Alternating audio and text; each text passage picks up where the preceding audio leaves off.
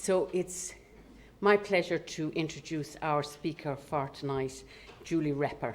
And Julie is the recovery lead in Nottingham Healthcare Trust, supporting the development and evaluation of recovery-focused services there. She's the Associate Professor of Recovery and Social Inclusion at University of Nottingham and is involved in leading an MSc in Recovery and provides a lot of supervision there from a PhD point of view and postdoc students looking at recovery and, more importantly, service user engagement. She's a Fellow of the East Midlands and Chair of the National Carers Research Group, and she is also, I suppose, in Ireland at the moment because she is involved with the RE project, which is a recovery-oriented project that has been rolled out and is being funded by Genio. She works very, very collaboratively in all her ways of working and draws on her own personal experience of using mental health services. And any of you who've been studying in the area of mental health will know that she has written quite prolific in the area of recovery, and maybe her most, the book that we all have read, maybe once or twice, is her book on social inclusion and recovery, a model for mental health practice. I suppose just to say that Julie is here with us tonight in terms of it's been funded under the Visiting Professorship Fund from Trinity College. So we just need to acknowledge that. And to say very, very welcome to Professor Julie Repper, who will speak for 45 minutes, and then we'll do some questions and answers for about 15 minutes. And she's going to talk to us on recovery, transforming the experience of people who use the mental health services.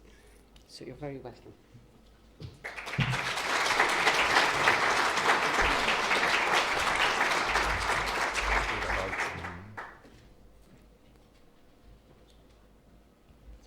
Thank you.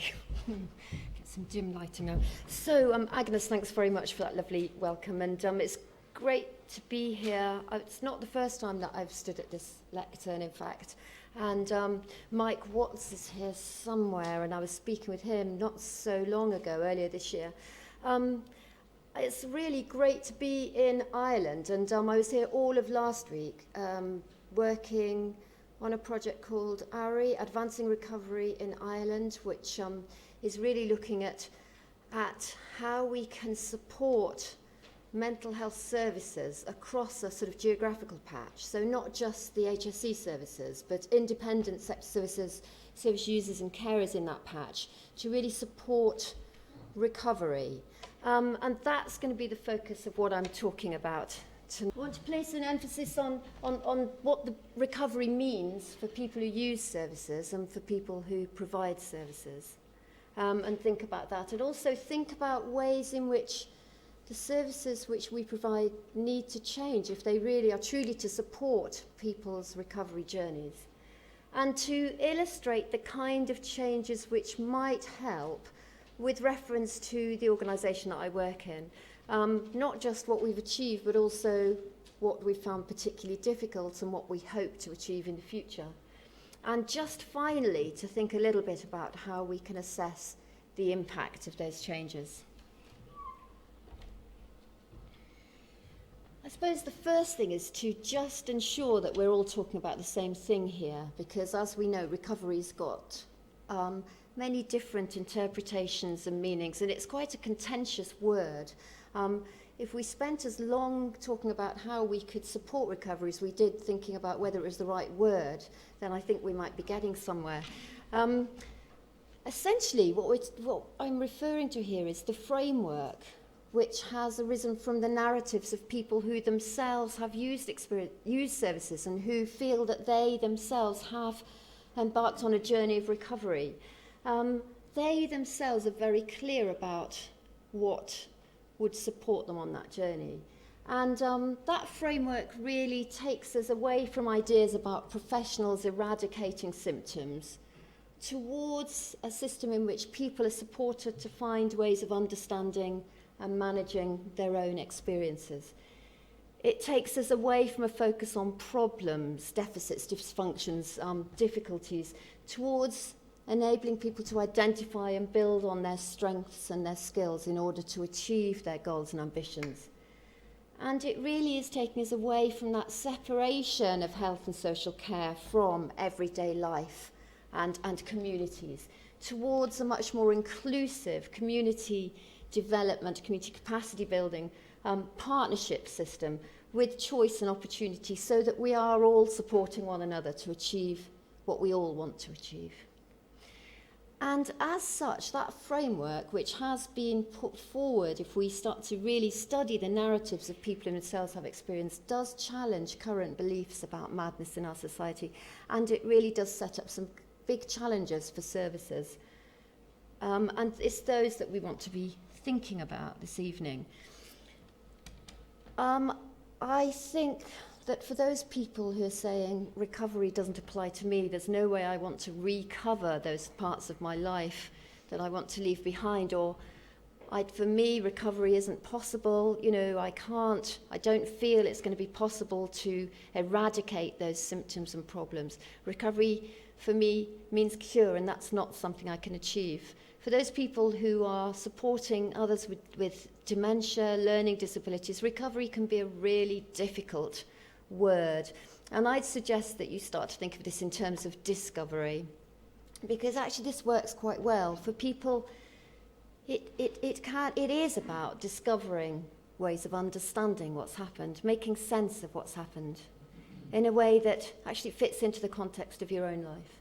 It is about discovering that you're so much more than your illness, however much focus everybody else puts on it. In fact, by recovery, we are talking about this journey of discovering everything else that you can achieve.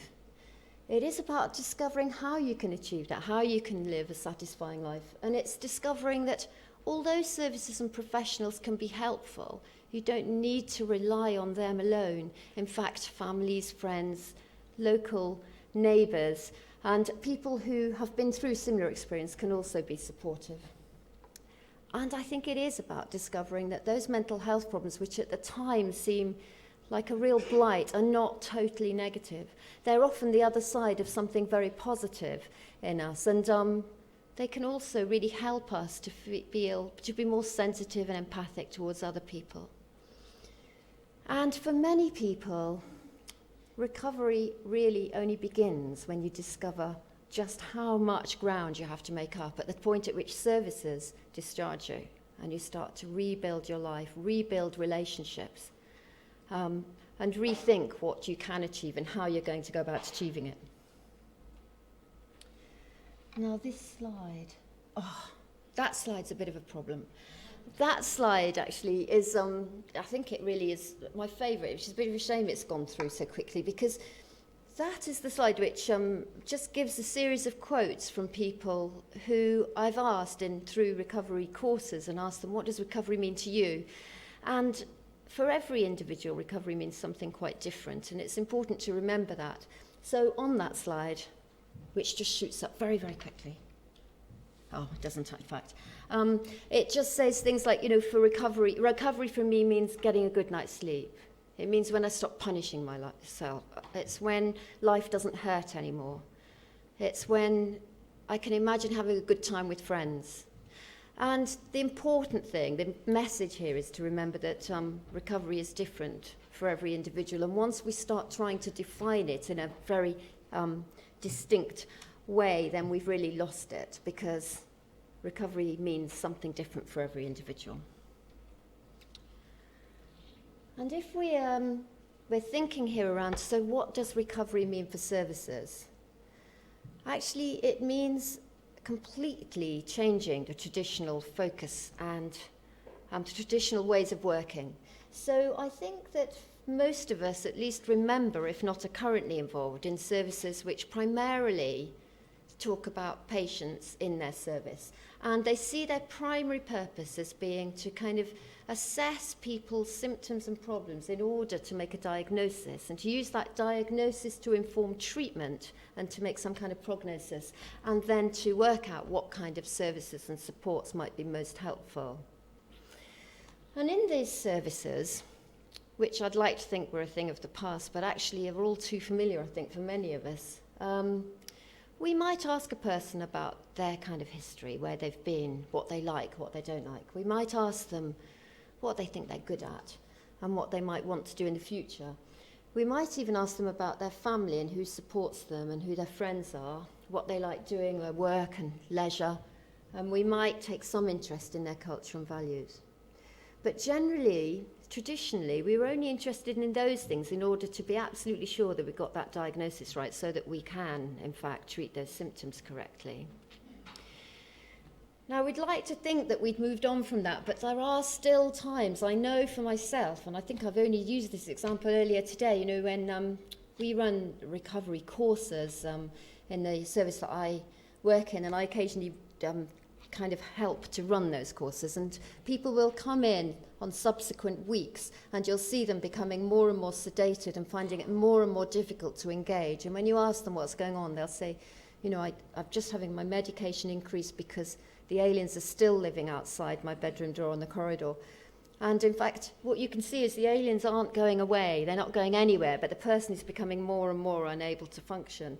And so that is when the whole focus remains on symptoms rather than helping that person to manage in order to live out back in their own home the life they want to live.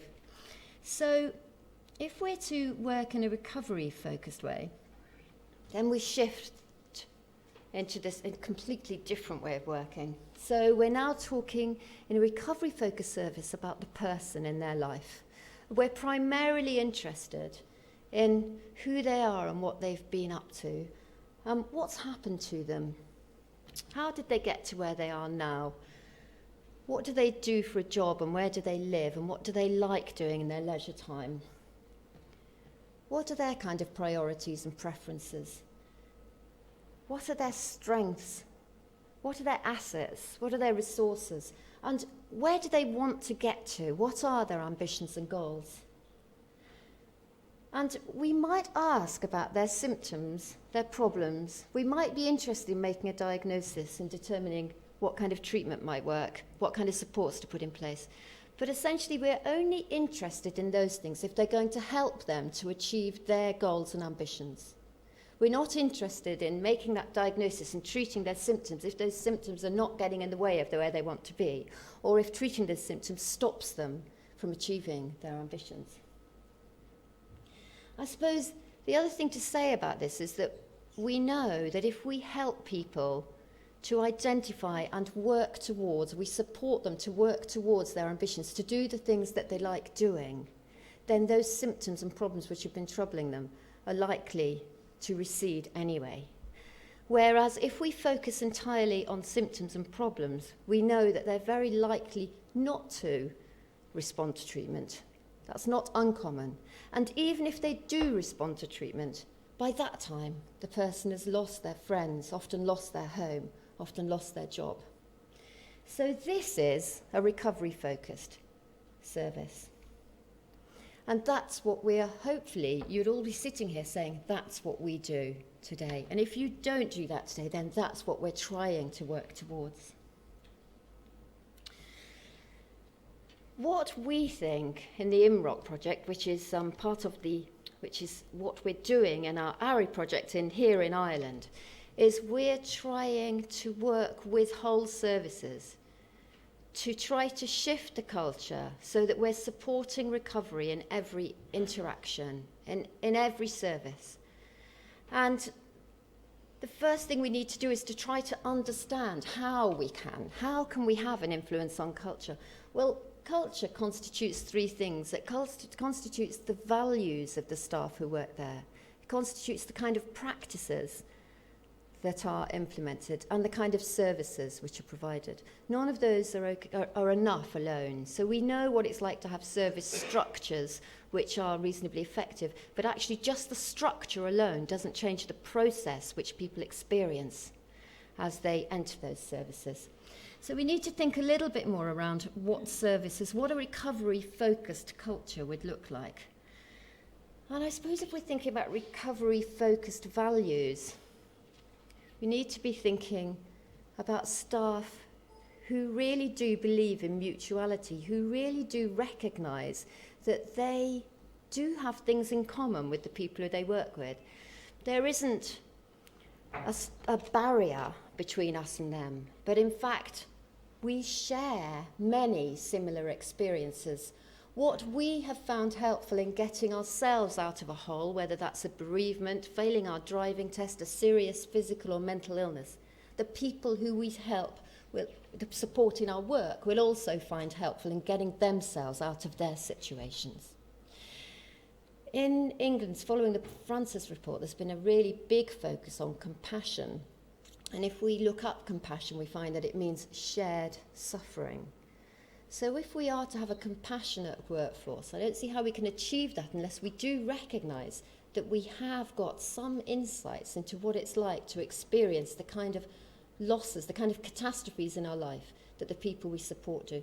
It isn't an alien process, it's something which we can all get somewhere close to.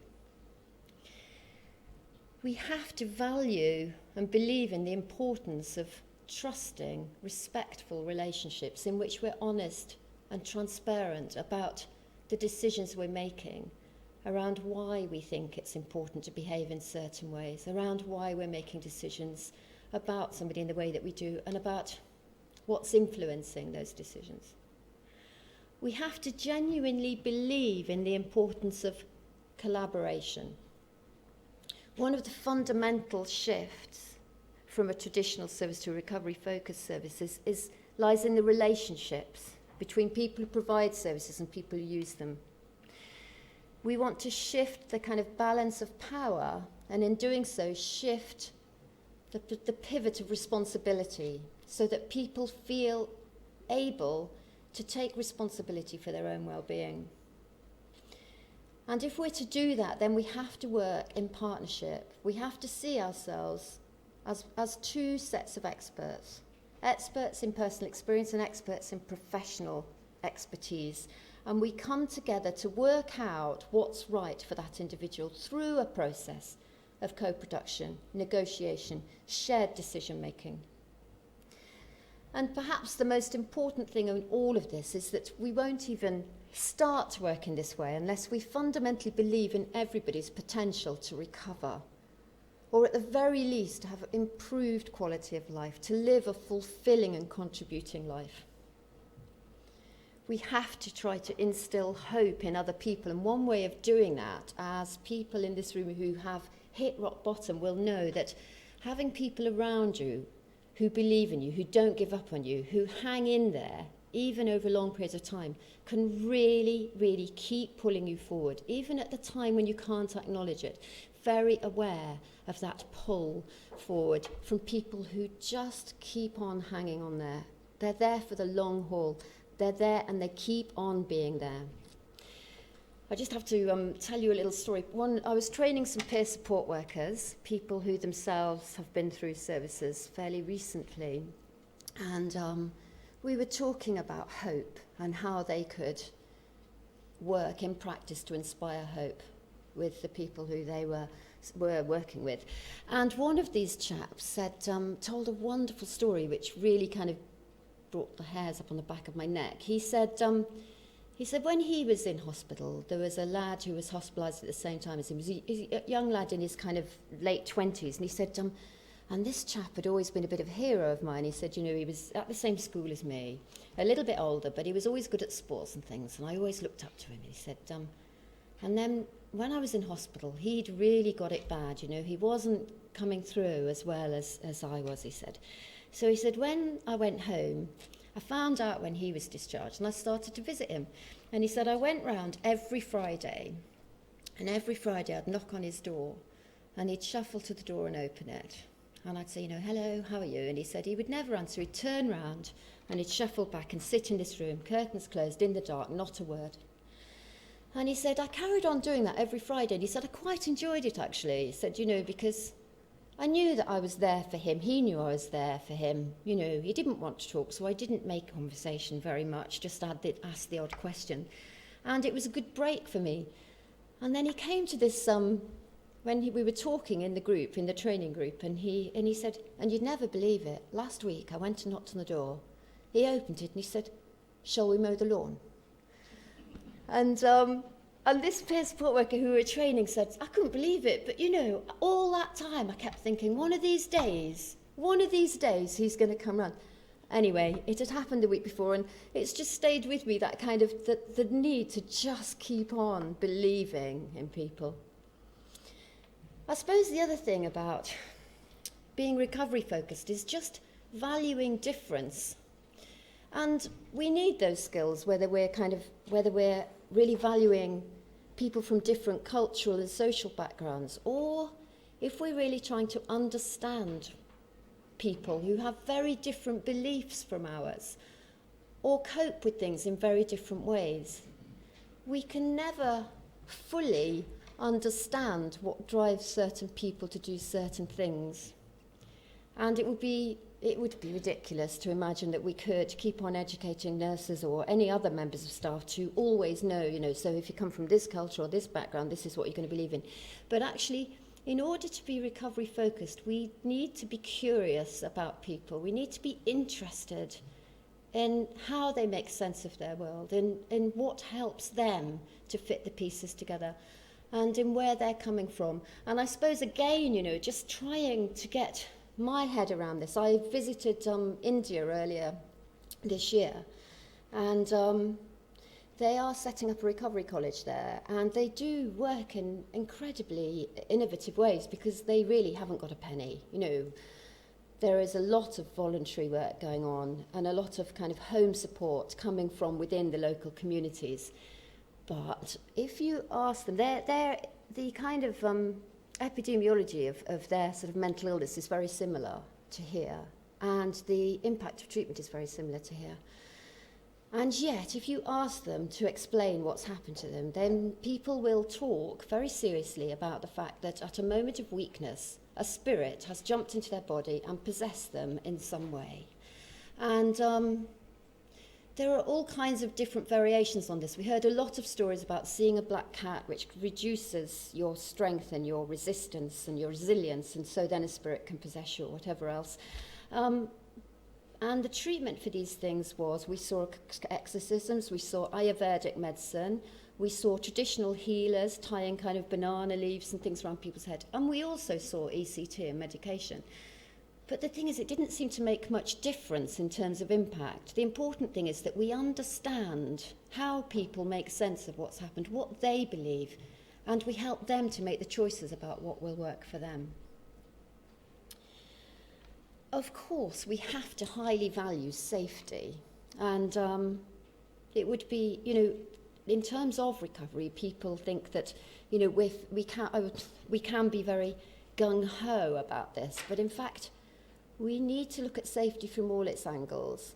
We need to think about safety from perspective of how we can help the individual to stay safe, to be safe, to minimise the kind of threat that they pose to other people and to themselves. But we also need to think quite seriously about how we can reduce the kind of threats that we pose as service providers in constantly trying to minimise risks to the extent that people become more and more excluded and isolated.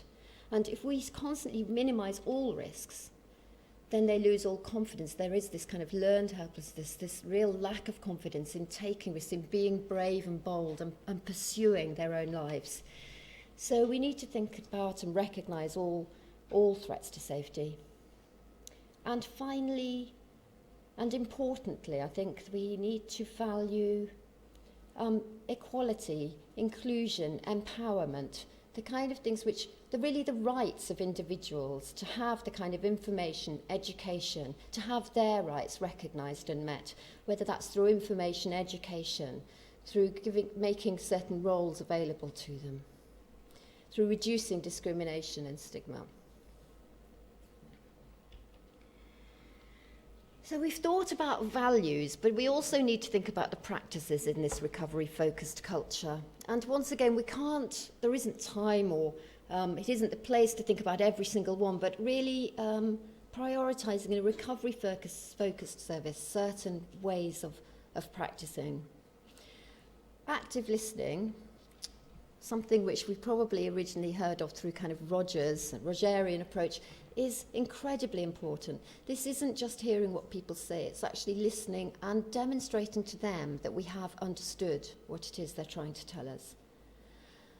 I think beyond any very sophisticated, highly technical intervention, to have a framework for working around problem solving, something which really does help people to develop the skills to find solutions for themselves, is important and helpful in every situation for ourselves to use with clients and also to teach them to use themselves. And not dissimilar to that is our coaching skills. Seeing ourselves as a coach who doesn't tell people what to do, give people the answers, but actually challenges them to find the kind of answers, the kind of responses from within themselves, that really does help them to see how they can achieve their kind of ambitions through routes that they prefer, drawing on their own skills, drawing on their own resources. So coaching skills are a kind of new way of working, really, but incredibly powerful in the first instance in helping people to identify their goals, which has always been very difficult, but secondly to start to work out ways in which they can achieve them. Obviously, skills around shared decision making, this doesn't just happen because we believe in it. Those kind of skills are really important, and we know that shared decision making doesn't happen if we just train professionals. It only happens if we train both professionals and people who use services. If we are to become more mutual, to share more about ourselves, then the skills that we need to bring are also about management of our personal information.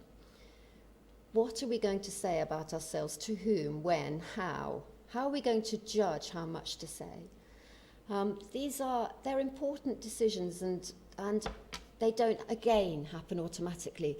And it's one of our priorities when we're training people who use services to work in our service, is to help them to think about how to manage their personal information, how much to disclose, so that they're that we don't want to leave them feeling bereft. We work through a series what we call circles of safety. So we have, at the core, we have things that we never tell anybody in our work situation. And then we have things that we might tell in certain situations, and we go out and tell the things that are completely open. And we help people to go through a process of thinking through how they'd manage that information. We've talked a bit about safety planning, negotiating safety plans. And of course, one of the skills which we need to bring into the workforce much more is the skill of personal recovery planning. And we've already heard from a number of people working in services that you're using RAP. But RAP is only one of many tools which we might use to help people to identify how they keep themselves well and to identify their own life goals and ambitions and to think about how they're going to achieve that. And we need to go beyond just symptom management in this regard, don't we? We need to help people to think about how they achieve meaningful roles and identities and feel valued within communities. And so actually staff knowing what resources are available in their local community through processes like community mapping can be really helpful. We know that individualised placement and support is a really helpful way of supporting people into employment. But that same process of helping people to identify their ambition, where they want to be, getting them into that, whether it's education, whether it's going to church, whether it's getting into work, and then supporting them to make that successful, is an important skill set. And of course, we do need to know where to find all those skills and supports that we can't offer ourselves. So those are the kinds of practices and skills which we might want to see in a recovery-focused service with a recovery-focused culture. And then there's the knowledge. I found this quite difficult because, of course, each profession brings a certain kind of knowledge base. How they use that is the important thing here. But I suppose what we're looking for is to have a service where staff have a range of explanations and theories about mental health and illness. And these staff might be professionals, and they might also be people who are coming from their own personal perspective of having experience of mental health problems. But in any case, it's having that range of potential explanations and theories which might help people to get a grasp on what makes sense to them. All staff need to have an understanding of the place of symptom management in the person's recovery, just to know that this isn't the be-all and end-all. If that person is incredibly disabled by those symptoms, and the symptoms are the thing that they're prioritising, then let's get to work on them, but let's not do that to the exclusion of everything else. the kind of knowledge we need to have a range of tools and frameworks for joint assessment, planning, to support people for treatment and therapy. And those kind of frameworks need to not just be in terms of symptom management like personal recovery planning, coping with anxiety, managing voices and so on, but also need to take us into those community domains like the placement in work, employment, housing and so on. I think we need to have a knowledge base around where the skills lie, who else has got those knowledge if we haven't. We need to know what's available in the wider community, and we need to acknowledge and use our own personal life skills and knowledge base. You know, if we are good at football, or we are good at music, or we are good at art, then that also becomes part of the range of tools which we bring into our work. So, how can the organisation support recovery? We've talked about what we need if we are to kind of provide this recovery-focused culture. And we've got some ideas which we've heard a lot about over the last week running around, driving around Ireland. We've heard about what organisations are doing in order to support recovery. We know there's something very important about leadership skills. And in fact, there are joint courses for service users, family members and for staff to learn leadership skills here in Ireland, aren't there, at Dublin DCE, is it? Something like we do know that actually recovery, if we treat an organisation, if we're working with a service and trying to support that service to become recovery focused, one of the best things we can do is to really work in it in exactly the same way as we would with an individual who we're supporting. So for a start, let's work out where all the strengths and assets and resources are, and let's really celebrate those and try to encourage innovation, encourage people to be positive and bold and to take a few risks. We need to ensure that all of the learning and development that's going on in that trust already is recovery focused. Let's not have some kind of risk assessment process being taught to all staff, which is totally non-recovery focused. Let's introduce recovery focused supervision and really make opportunities for people to get involved at all levels and in all decisions. We need to have the kind of resources in the organisation for people to access self-management education, and we need to have the kind of resources and services to support people to access kind of employment and volunteering in those roles outside of the organisation. And we, as a team, the ImROC team, went around to services and heard these kind of things. We went around to 6 different recovery-focused services between 2008 and 2009. And we heard from these services the kind of things that they were doing to support recovery. And we kind of pulled out the common themes of these kind of workshops. And we came out with a list of 10 challenges which organisations can take on. If they take on those challenges, then they will be working in a reasonably recovery-focused manner. If you want to read more, then look at the Centre for Mental Health Implementing Recovery documents. These are the 10 challenges. And you can see here, these were developed some time ago. They were published in 2010, developed 2008 to 9. And I think if we actually published them before we used them. I think now that we've used them for the past 2.5 years, we would say, well, actually, we might have written these in a slightly different way. Some of them naturally collapse together, and there is an important one missing here. At least it's not explicit here that we're also considering families and friends, not just service users.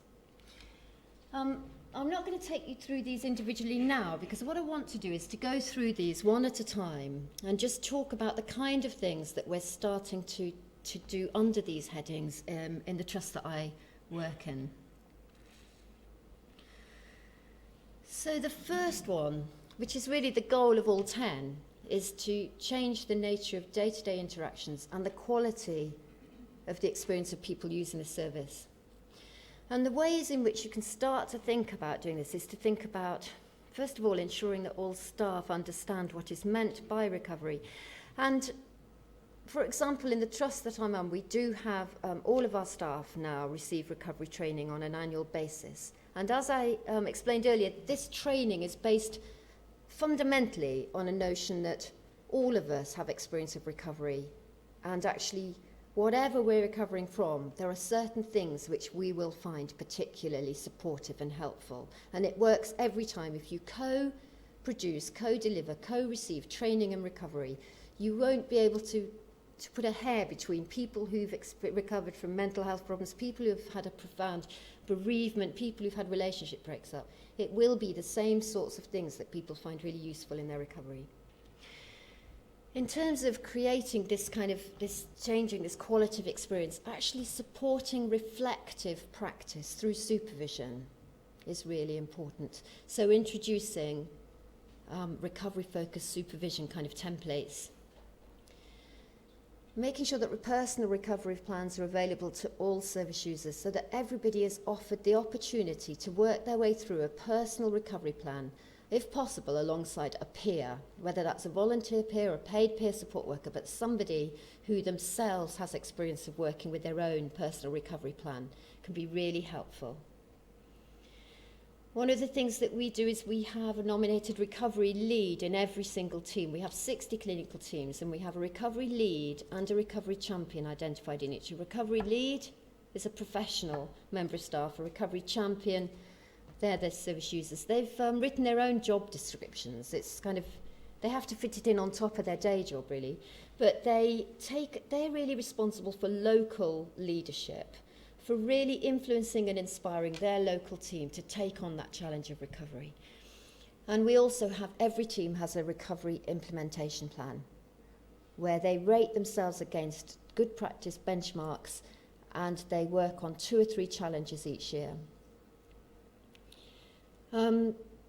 We do, obviously, every service has to do an annual assessment of patient satisfaction with service, and our patient satisfaction is about in the top 7% nationally, and we haven't sort of looked for cause and effect, but we do assume that the improving patient's experience can be put down to some extent towards having a recovery-focused service. We've started on this next one. We think it's really important to do this. We actually do have peer support workers employed, and they have really, really badgered us to review all of our documents and procedures and policies to make sure the language is recovery focused. So we've started to do a recovery impact assessment on all of our procedures and policies. And that means that kind of language needs always to be building on strengths, not problems, being positive, being non-discriminatory, being non-jargonized, non-sort of limiting, and very goal-oriented. So here are our recovery plans. You can see here, these are the Nottinghamshire Healthcare Trust. There's a booklet which is very inspiring, talking about how everybody can recover, and alongside a personal recovery plan which people can complete with their own plans for keeping themselves well. This is the template for staff supervision, which is based exactly and directly on the 10 top tips for good practice, which are in the Sainsbury's Centre document on recovery. It comes from the 2008 Making Recovery a Reality. They're a really good template for thinking about, after every interaction, to what extent did I do these things?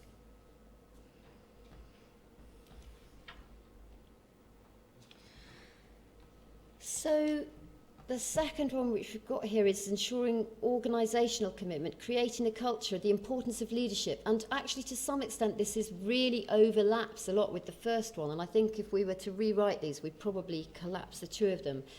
But to really take on this idea of leadership, we think that a service needs to have a recovery strategy. It needs to be very clear about what its vision is. It needs to be very clear about its definition of recovery.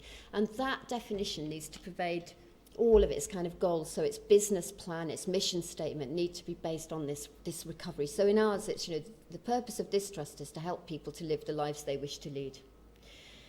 That recovery strategy makes a very clear kind of set of goals and gives them a time scale. And then the board of the organisation can really hold you to account to make sure that you're achieving those goals. We have a steering group that meets monthly that's chaired by an executive director. And having an executive recovery champion makes recovery important and relevant right at the top of the organisation. I work 2 days a week in the trust to kind of take it forward, and my role is to constantly be recognising and rewarding kind of innovation, and to provide some kind of air cover, to keep saying, yes, you have permission to be innovative, to keep doing that. I think that for every organisation, not to look inward, but to be constantly looking outward to get new ideas, to keep developing external links, to be sharing ideas, so you're not reinventing wheels or failing at things for the sake of it, but actually learning from other people. And we've made recovery one of the things in our must-dos, in our accountability structures. So every team has to do a recovery implementation plan and review it every year, and that has to be reported up. Every member of staff has to have annual training in recovery. And those, the team recovery leads and implementation plans are sort of relevant to both. There's our recovery strategy. It's just a poster which goes on the wall in all of the teams, so everybody knows what we're about. And these are our annual team benchmarking and action plans. The sorts of things we're asking teams to rate themselves on are, to what extent do we help people build connections with their neighbourhood? To what extent do we provide education to the community about mental health? To what extent do we use threats, bribes or coercion to influence choices? You know, there are a lot of different, you can see there, and actually if anybody's interested in those, then you can have a copy of these team benchmarks. They are useful. Recovery College, this is the third challenge to deliver a comprehensive user-led education, to establish a recovery education unit. We've established a Recovery College in Nottingham. It runs as an educational unit. It is a college. We don't do any risk assessment. We don't ask people for their history or anything. It has classrooms, a library, it has peer trainers and professional trainers. We work with many external units as well as with our own training department to offer the kind of courses that our students want. Our students come from everywhere, the general public, from the mental health service, family and friends, and from primary care. We have about 1,500 students registered. We run about 100 courses each term, 53 different courses, some of those repeated. The courses can be an hour long if they're a taster course, 12 weeks long. Some of them are accredited, but most aren't. All of the courses, all of them are co-produced. They're co-delivered and they're co-received. So they're produced between a professional expert in that subject and a person who has experience themselves of that particular subject. If they've had difficulty getting to sleep, then they would be a good person to help to run the Getting a Good Night's Sleep course. It's not about transmitting a known body of knowledge. It's about co-constructing ideas, really. Solutions. It's about 12 to 15 people who have similar challenges in their lives coming together to learn and to share possible solutions. I suppose the important thing is to hold recovery principles alongside the educational approach and not to slide towards offering therapy and treatment. This is a very different approach. We've just yesterday heard that we've won the commission to provide this in primary care as well as in our mental health services. So we will now be providing the same kind of education for people with other long-term conditions like renal failure, diabetes, pulmonary disease and so on. There's the prospectus for our Recovery College. We have a new prospectus every term. They are really important, the prospectus. It's our marketing tool, I guess. Number 4 is redefining user involvement. This is moving away from us, professionals, inviting them, the service users, to comment on the things that we do towards working in a genuine partnership. And that means starting at that partnership level is in that individual care planning process, but actually it needs to be in every aspect of the service, whether it's at every aspect of decision making, at team level, at service level, at organisation level, in staff training, staff interviewing, and increasingly in the workforce. We think this can only happen really safely and with proper due governance if there is kind of training and support for service users in how to use my experience, how to tell my story, planning my own recovery, understanding recovery principles in the service, sitting on committee, interview skills, peer support skills. And so those are the kinds of courses which we also need to be providing in the Recovery College. And there definitely needs to be a governance system. There needs to be a system of coordination, of supervision, of constant development of these people who are coming in either into paid work or into volunteer positions as peers. We've talked a bit about risk assessment and management already, but obviously risk is a big potential challenge if we're to try and make this service recovery focused. People get very stuck on the idea that of risk and the possibility that they will be the ones who end up in the coroner's court. And the problem is that we use these risk assessment and risk management processes which are notoriously unreliable. They're not good at predicting risk.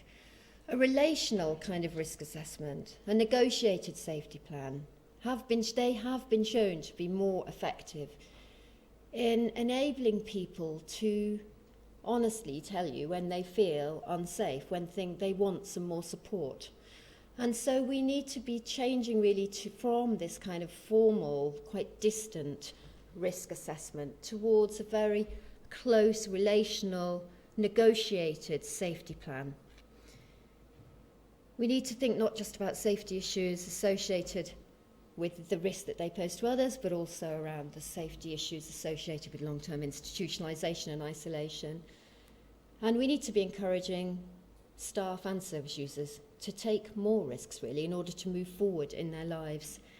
One of the things we've set for the next 3 years is our goal is on acute inpatient wards to eradicate the use of forced restraint, seclusion, forced medication, through really re-looking at how we're managing safety issues on the acute inpatient ward. A multifaceted approach with staff training, introduction of more peer support workers, really negotiating joint safety plans from day one, and so on.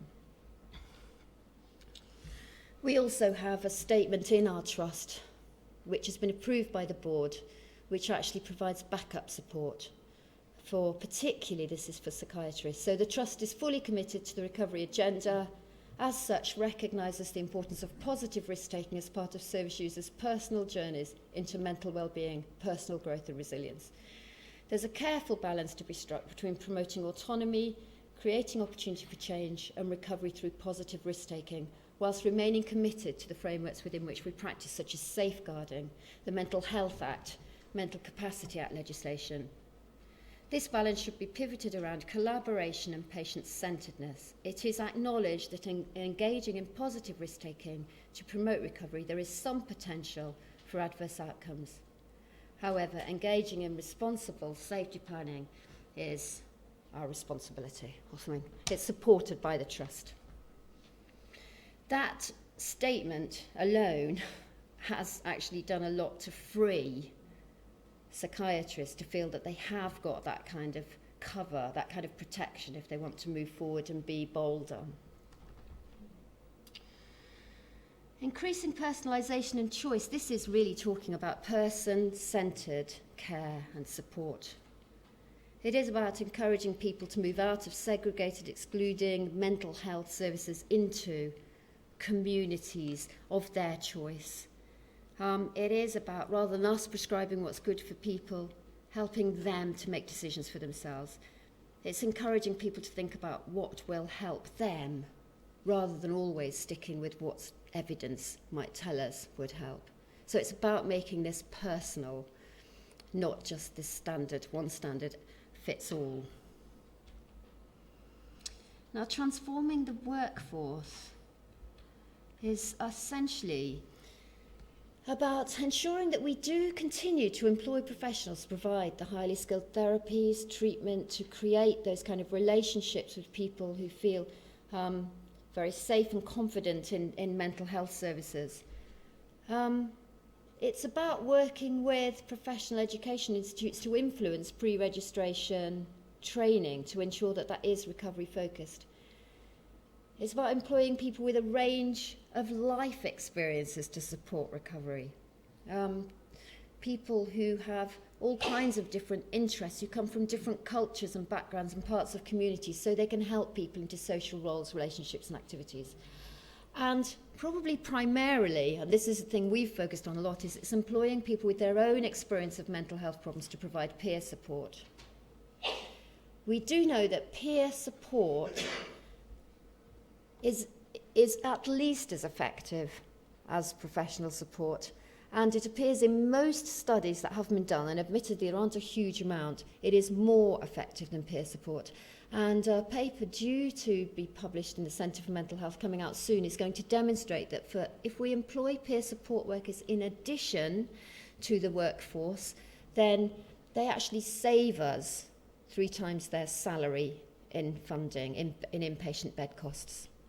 Because they will actually lead to a reduction in inpatient bed costs. So peer support has the potential, if properly trained, supported, supervised, recruited, then it has the potential to really improve people's experience of using services. It is about inspiring people to believe that recovery is possible. Peer support workers embody recovery. We have found that we've got a huge demand for peer support worker posts, and so we now offer volunteer peer worker positions, and we have about 750 volunteer peer workers now working in the organisation. They are supported quite carefully, but each one of those says that's contributing to their own recovery. There's some of our peer support workers. Actually, this isn't unrelated to peer support workers, the need to support staff in their recovery. In 2 services that have done a survey of staff, we found that over a third, around 34% of staff in Nottingham have used secondary mental health services. And only 5 to 10% of them are actually prepared to disclose that. So we do need to help them to get the support they need and to feel safe to disclose if they want to. We have introduced Keeping Well at Work plans. We're trying to ensure that all staff have regular supervision, but as you know, it's quite difficult to make the time for nurses to make the time for their supervision.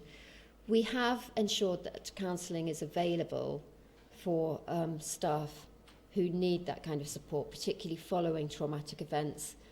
And we've now appointed a recovery lead in our HR department to really try to oversee the kind of recovery-focused development of things like our police checks, our occupational health clearance, the kind of support that staff are getting. And that's to cover both peer workers and staff as a whole. Because one of the things we're saying is we can't have special dispensation, special support for peer workers. It all needs to be available for all staff. And I suppose we can't expect staff to support recovery in this very hopeful, positive, strengths-based way if they themselves are very demoralised and very disheartened. There we have, that's called Living in Both Worlds or Wearing 2 Hats. And we have a group for staff who both use services and who work in the service. And this is a little guide to how to use your service in your everyday practice. And coming towards the end here, but incredibly important, is the need for a recovery-focused service to really work in partnership with the local community, to really ensure that the local community is able to accommodate, embrace people with mental health problems, but also that there are skills within the service to support people into those social roles. So, for example, we might be thinking in terms of service that we should be having employment specialists in every team. We need to really embark on big local anti-stigma campaigns so that people start to recognise what services do and who they cater for. Now, the Recovery College, to me, is probably one of the best kind of Trojan horses, really, for taking this message out into the community. Around 30% of our students come from the general public in our community. They all walk into our trust headquarters and take courses in mental well-being, in recovery, alongside service users. And that has to be doing something to the population understanding of mental health. Staff need routine training and community mapping so all staff know what's available in the local community. We find that peer support workers often come from very similar communities with similar experiences of the people who are using the service, and they're very good at that socially inclusive role. And for us, we've introduced new documentation so that our care planning process does really put first an assessment of social activities, relationships and roles. And finally, the 10th of the challenges. I've added this to the bottom of the challenges by collapsing two of the others, but this is how we've done it in our trust, is to provide support for the recovery of family and friends. We've actually developed a carer strategy. We've worked incredibly closely with family and friends, members of the families of people using our service, and developed a carer strategy which is quite ambitious. We have carer support workers who are offering professional support for family members. But we also have a carer lead in every clinical team who take responsibility for giving information, ensuring that information they're available to family members. And most innovatively, we've just trained 2 people, just 2, carer peer workers. They did the same training as the service user peer workers, because actually they are offering peer support for other carers. So it's all around how you support somebody who's going through similar things to you. But the evaluation of that was incredibly positive, and we will be looking to employ more. We've just had funding to train carers of people with dementia to support other carers of people with dementia. We've set up a community of interest, which is one of these kind of multi-perspective, multiple stakeholder groups who report to our trust board.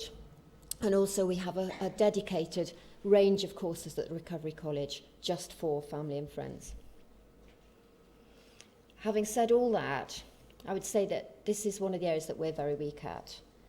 It still feels very much icing on the cake. It's in England or in Nottingham, I'd say that we aren't sufficiently aware or involving of family members, and I think we've got a lot to learn from here. There is a lot more going on here. And finally then, is it making a difference? Well, we have numbers of different ways of working out whether it does. We have user-focused monitoring, where a service user group does interviews with people from various different parts of the service, and a lot of them are talking about recovery. We have the routine outcome measures, the patient satisfaction survey, which sort of give us an indication that things are getting better rather than worse. We've got a few pilot studies, just small studies, which are being undertaken by master's students or PhD students. For example, risk assessment versus safety planning in acute inpatient setting. Master's student looking at co-production in the Recovery College. Another one's looking at recovery planning tools. We have the benchmarking through the team recovery implementation plans, and I must say they have really shown that each teams are self-rating themselves as improving. But it's not particularly rigorous. They are rating themselves, and I suppose they're looking to see an improvement. We've got some research going on. We've got an educational researcher who's kind of looked at the Recovery College in terms of educational features, and that's been a very positive evaluation, which really has demonstrated that it probably is very competent, very effective way of providing education. We did a self-stigmatisation survey and showed that people are less self-stigmatising over the years. We've got some IPS research, and we're collaborators in a couple of bids for national research. So we are sort of onto it in terms of the research and evaluation. But, this recovery, it's not... I think that we feel that we are constantly, in practice, as we go along, refining what we're doing constantly. We're, I have to say, perhaps quite lazy, but actually not as concerned with demonstrating the impact as with really hearing about very high levels of satisfaction from the people using services. And I suppose this might be familiar to you. It is quite old, but I still think it's incredibly relevant. And I just want to finish by saying, if it's adopted successfully and comprehensively, the concept of recovery could transform mental health services and unlock the potential of thousands of people experiencing mental distress.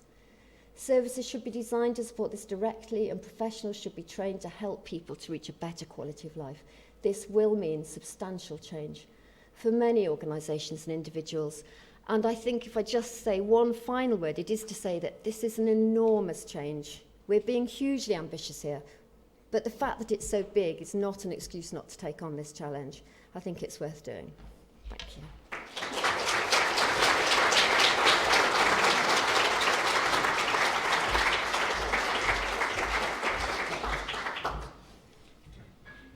Thank you very much. I know we have to be, I've been told we're on a tight timeline in terms of, so we can open it up just to one or two questions, because I'm sure people have loads of questions. I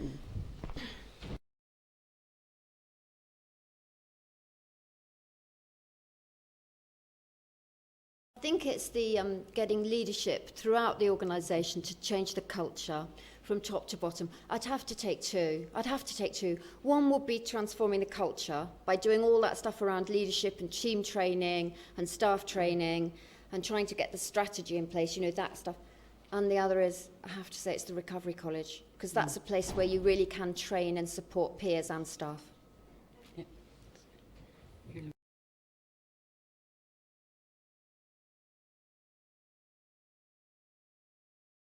I don't know why it's impossible here in Ireland. It's not totally impossible in England, but it is tricky.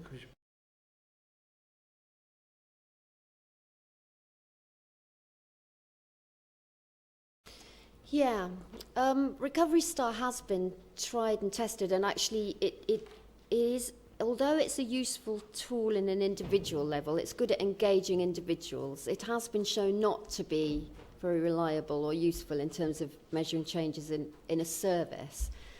The RCI is now being tested in a number of places, and that's being developed, and that'll be a tool which will be able to provide more feedback from across the whole service. The other things, there's been an outcome measure developed by Mike Slade at the Institute of Psychiatry called Inspire, which is sort of one which really does seek to measure people's own personal experience of the service and of their relationship with their worker. So that would be one I'd probably recommend.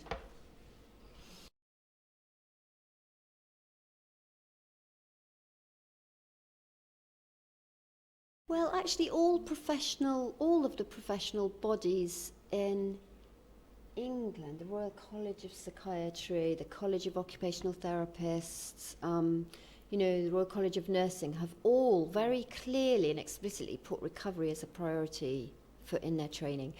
Now, actually, one of the things I've done earlier today was to talk with staff here around recovery in the curriculum, and it seems that it is happening to some extent. It can always be, Agnes, you might want to talk a little bit specifically about that. Well, I can only speak in the context of nursing. I can't speak for any other discipline, but within our own curriculum here, our students here may be better able to speak than I would. They maybe tell a different story. I think that we will be working very strongly in terms of putting recovery as the basis for the curriculum, and working with people who use services, and that to input and to shape our thinking around the curriculum. And I'm sure that there's other places across college. I know in terms of, I have colleagues here from other disciplines that are working in similar ways. But I can't speak for other disciplines. And I think that we wouldn't be the only place in terms of nursing and midwifery, our schools, that would be really reshaping the curricula and looking to see how we can develop it. But it is slow.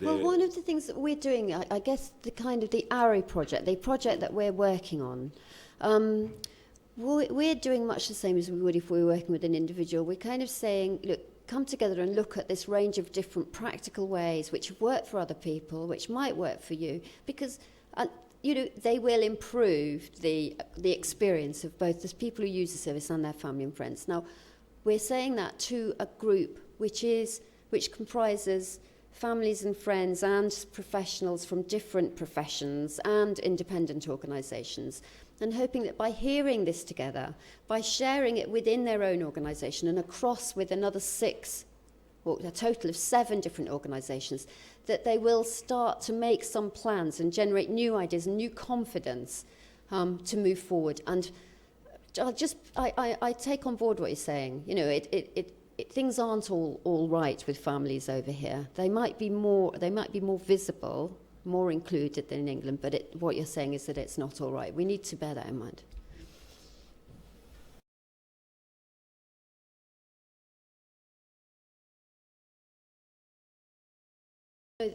They're not within universities. They are definitely within health organisations. They're a service offer.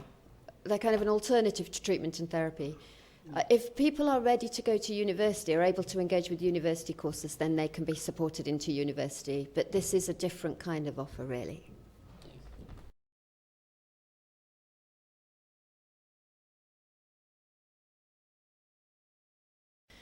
I agree. Well, what you're saying is all very valuable and valid. It doesn't, you know, in terms of it, this is a different story from the CTO story. We know that the use of CTOs is far higher than we ever predicted, and we'd hope that as we're starting to work with organisations and with psychiatrists, and we bring more peers in, then we might start to demonstrate other ways of going on. But it runs, you know, our approach to risk is actually running counter to that. So, yeah, you've pointed out a really clear dilemma, problem, contradiction. The other one is, yeah, we know that general hospitals, general nurses, staff working in physical healthcare don't have an adequate understanding at all of mental health problems. And I think the same could be said about mental health nurses and physical problems. We're inclined to overlook them. And that's something we just have to keep on working away at. I would say, hopefully when a recovery college comes up, you can bring your family members and they can share their experience and they can listen to other people who are talking about this and get a much clearer, much more a much better informed view of what this is all about, what your problems are all about. Okay, I think we need to draw it to a close, and just on all of your behalf to say a sincere thank you to Julie. We're not letting her disappear. She'll be back doing some work with us across the country, and we'll be doing some research work together, we hope, in the future. I want to say a very big special thank you to all of you for coming, because I know we have our own students here, and we have students from across college. We've people from across college in terms of that are involved in teaching, but we also have people from a lot of the voluntary organisations, and as I look around I see some faces that are very familiar to me, and you're very welcome, as well as we have a number of people that have come from clinical practice, and I think it's through the amalgamation of people that are coming from service user organisations, practice, and that we will move forward. I'm one of these really optimistic people, and I just know I will see a major transformation in the next 10 years within the mental health services in Ireland. I firmly believe in it, and I think that it is about us being hopeful for that, because it is, as Julie said, you know, most important thing is about having hope for people's recovery and their recovery journey. And I think if holding hope for the change of the services is important. So can I just say thank you again, and say a special thanks to Louise Doyle and the mental health team for helping organising this, and safe home, and we hope you'll be back for our next lecture.